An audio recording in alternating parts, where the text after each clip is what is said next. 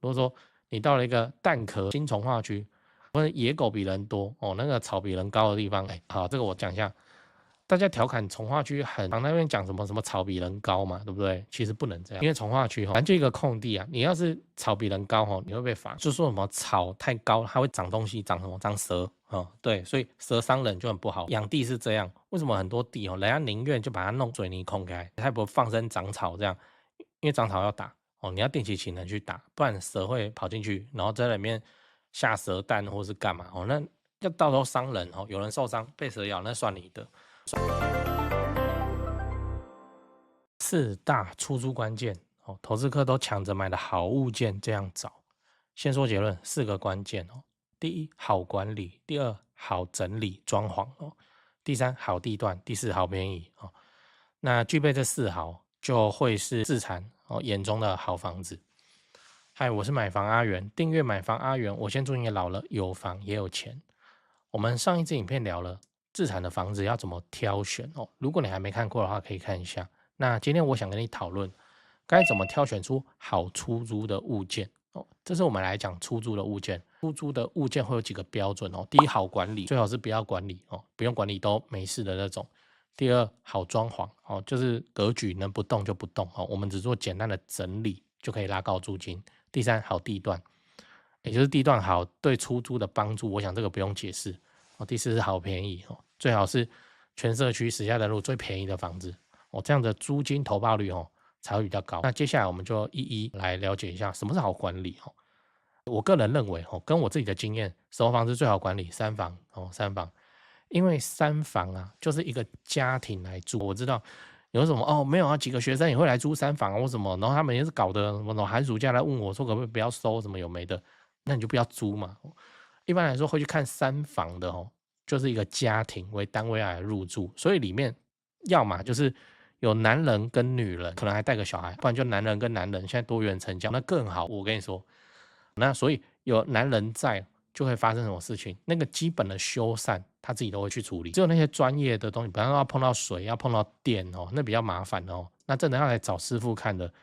你也可以请那个男人就自己去跟师傅沟通，然后来跟你请款，这样就好了反正他们就很懒得，他要是有个东西坏掉，比方说那个马桶冲水很慢这件事情，他不去处理，他会被他另一半念，他会受不了，所以他能动手他自己动手。或比方说热水器已经热水不热了或者火都打不着，电池也换了，这种东西专业工种的事情，他们也倾向赶快去找师傅来处理。像我的租我就遇过那个请师傅来修也没跟我讲那个钱他们也是自己付掉，他就觉得很烦，就懒得跟房东沟通，然后到时候要说什么没有我给你的时候就他不想要去烦这些事情很方便了。家庭租客房或是套房就不一定要看租客的属性。那我知道的就是套房他就认为好像住旅馆一样，什么东西都要好好的，东西坏掉就是你要修任何小小东西他都不会自己去动手，就很麻烦就对了套房是我处理过，我也不能说他们的毛很多啦就是套房这种租客的属性就是长这个样子，尤其是那个女孩子的套房女孩子真的是完全不动手的完全不动手。我们去处理过很多事情，就是小弄弄就好的事情那女孩子完全不动手，反正就是喊房东来。然后我真的要走，我带了工具，我走进去帮他修，那站旁边那看我跟看变态一样，真的是。你要知道还有哪些挑选的重点接下来我们来讲好装潢。好装潢是说我们不需要去动到格局，这个很重要，这个要划重点动格局很贵，你只要一动就很贵不要去动到格局。什么？你去看的时候，它明明是三房，但是前屋主为了自己住的爽，把它改成两房，然后到你手上，你想要把它改回三房，你遇到这种，那你是要自产的那你研究一下，你是不是就不要买了因为你要把它改回三房你就改格局这件事情都会很贵会非常的贵。那有一种可以做，但比较少见，就是它本来是四房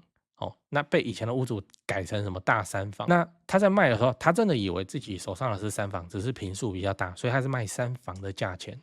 那你把它买下来，你可以把它改回四房这样你到市场上之后你要卖，你就是四房的行情那就是赚到这个溢价的部分不然的话，我都不建议你去改格局，除非你自己有工班，或你自己就有办法有能力去改那个格局。改格局没有想象中简单哦，你那个电线要重拉哦，那就要看你想要自己弄，你会不会用，你敢不敢弄哦。现在缺工又缺料，你叫师傅来，要么要很久，要么就是很贵啊。他嫌你的案子小，那人家又不接哦，所以最好是买那种只要整理好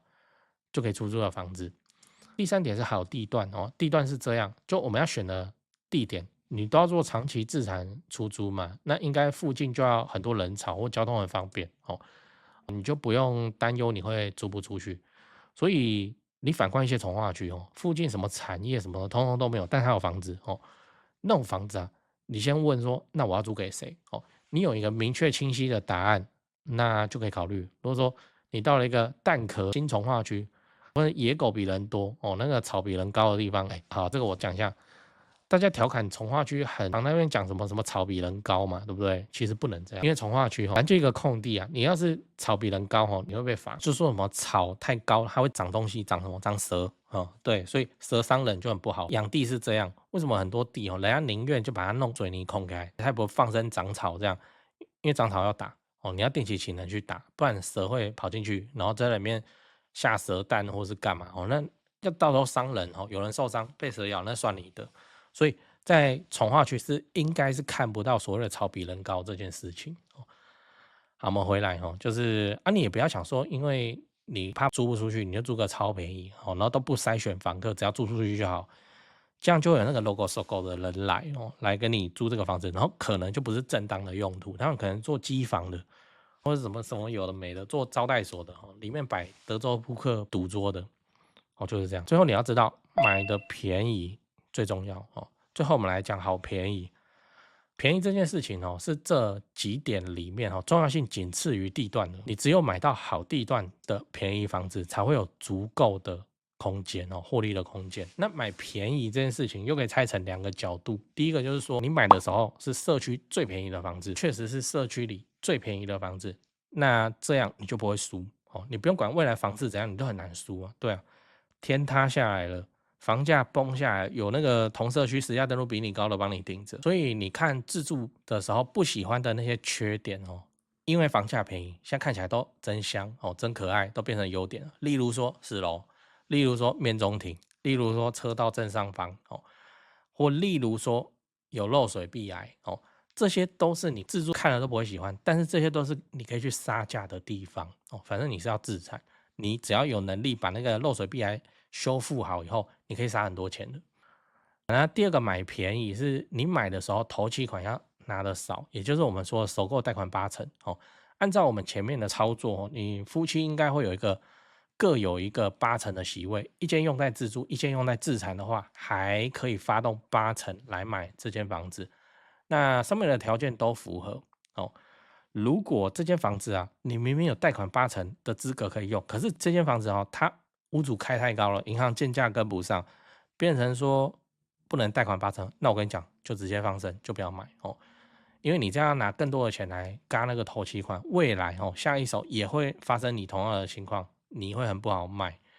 那很影响投报率的，所以我们就是放生再缴下一间就好。好，我们最后再重复一遍，好出租的物件4个要件：第1，好管理；第2，好装潢；第3，好地段；第4，好便宜掌握这4点就不会有太大的问题。然后我预告一下下一集我们来讲房客房客的东西，房客的故事对这几件事情先讲，不然怕忘记。就现在不是房地产吹冷风嘛这已经是事实了。那我自己的观察是这样跟你分享一下。先说台北台北市、新北市。那台北目前依然持续在成交那成交的行情没有特别的高，也没有特别的低，就行情这样。只是说现在的买方分布已经变成说 50% 是自住换屋那 50% 是财富传承，投资客几乎都离开台北了。那我想这个也不赖嘛，就没有投资客在那边恶性炒作那前面讲到那个 50% 自住换屋，自住换屋很重要的考量就是小朋友的学区所以蛋黄依然非常坚挺那 50% 的财富传承那财富传承讲的就是就天龙人嘛有钱的天龙人。那通常都是怎样？长辈就是看生几个小孩，然后每个小孩一人帮他们买一间这样要给小孩的这种属性。所以他那个也没有要投资，也没有要炒作啦，就是保值就好哦，财富传承哦。那你有钱，你要放在全台湾最顶尖的房地产市场哦，来自住换屋或是财富传承都可以哦啊。只是说现在成交在4500万以上，已经是目前的常态哦。我居然还有观众哦，去买超过1亿的大安区房子，然后他们说我台北前辈的团队服务是非常的顶级啊，他们的家族很满意这样。对，所以你要看那些财富传承用的房子或者好学区的房子哦，你就加我前辈的 LINE 小老鼠拜台北，小老鼠买台北这样。加了你就看到他的大头贴，那个是助理在顾的，那他们会不定期的 po 这些房子给你参考。OK 啊，那讲完台北讲高雄，高雄的情况是也一样市场降温那之前的乱买乱出价族群就不见了，我认为这样很好，因为这样子我们就可以专心瞄准重大建设，就比较不会有那外行乱出高价的乱，你知道。那自从我拍了会员影片我会员影片不是说都会拍重大建设嘛？那陆陆续续我拍了高雄的重大建设有，楠梓台积电到凹子底3大开发案、富邦凹子底 BOT 案，到71期4地重划、新高雄火车站，到亚洲新湾区你们观众很奇怪我拍一个重大建设，你们就跟着买一个重大建设附近。高雄我是很有信心啊，没想到说，这个观众好像比我还有信心买的比我还贵，买的比我还多，真是蛮夸张那看好高雄，你瞄准重大建设，就找我推荐的台湾房屋美术之星店那在高雄你要卖还是要买那你就给他们一条龙就好了，就跟我一样，我过去10几年都是他们处理的，这是真的那我付的中介费这样子加起来早就超过7位数。那你看我还是愿意推荐他们就是真的很没问题嘛很专业很 OK。他们的 LINE 是小老鼠 go go go go go 小老鼠5个 go 那他们有答应我说会 po 在这支 LINE 的房子是都会挑过就是专门给买房阿元的观众。那这些房子都怎样？都适合自产，也都在重大建设旁边，你可以加那个 LINE 来看看高雄没有台北那么贵祝你自产顺利，来高雄玩得开心，赞赞。讲故事来聊阿浩来聊阿浩的故事。如果你觉得很耳熟，那就纯属巧合就我一个朋友的朋友叫阿浩那他就是很典型的中产阶级，但工作也不错，说年薪也有100多万，然后工作也不是说忙到哪里去，上班也在看股票然后假日那边看房子总想着就是要把钱变多很多这样那最近吃饭的话，他就跟我分享他房地产这个投资自产的心得讲头头是道。我就觉得说，我这节目给他来拍好了那他说他的自产的哲学，真的，他用哲学这2字哲学很简单就是要当最懒的房东。他说他当残废房东残废房东。我帮他美化一下，最懒的房东你们听听看他是怎么说的。他说买房子要来做长期收租，最重要的是别给自己找麻烦不想要半夜被租客吵醒，什么马桶堵了、灯泡不亮、洗衣机不会动，什么有的没的所以他挑房子第一个原则就是屋况要够稳定那最好是租客都能够自己处理这些问题。然后他又讲到说，现在很多人为了赚钱就会把房子这样改来改去，去拉高投报率。比方说1房1厅硬改2房或是有些人那个1间3房2厅的公寓，虽然老公寓大概都有阳台外推嘛那他硬改爆改，把它改成5间套房那他就觉得说这样做不是很理想因为你这样很麻烦你消防法规隔音问题，然后要申请变更，还有那个邻居投诉等等的问题会非常的麻烦，所以他不去做这些事情。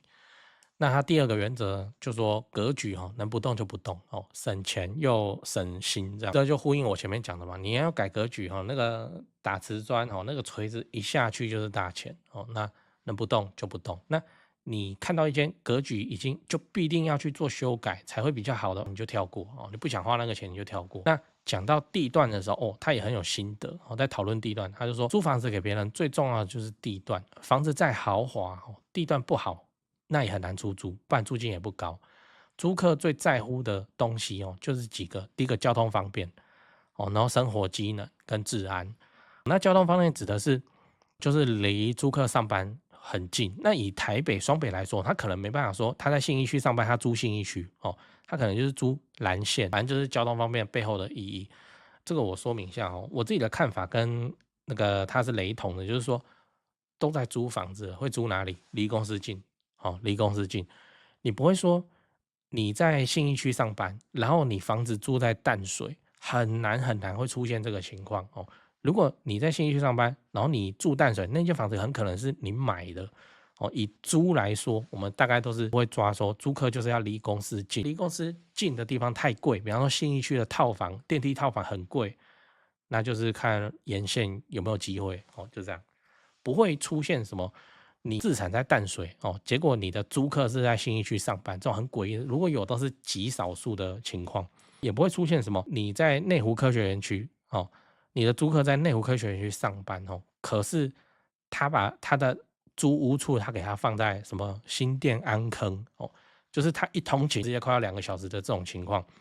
那如果有也是短期，他之后就会搬家了，就是这样哦。租客就是要离工作很近，这样子他才愿意去租啦。如果他工作的地方鸟不拉屎哦，那就是选一个附近有生活机能、离公司又很近的地方，比方说汐止。汐止有一个很奇怪的地方哦，就是汐止的工业区，汐止是有工业区的哦，那边真的都是工厂，然后那个都山坡地、斜坡啦，那附近真的叫你去住你也不要哦，那你大概就是住在附近，然后通勤去上班，距离要够近。距离它最近、生活机能最好的地方哦，那大概都是这样操作的。反正租客，我再重复一次，租客在乎的东西是交通要方便，生活机能要好，跟治安要好。那它都是锁定那个捷运站附近哦，或者学区房哦，那租金确实都很稳定哦，而且都能做到大概每年或每2年去调个价钱。那最后他也透露一个他最得意的诀窍哦，就是说买房子的时候就挑全社区最便宜那一间，因为房子就已经便宜了哦，所以它相对的你抗风险的能力都很强哦。那升值是一起升值的，反而这个升值的空间哦特别的大。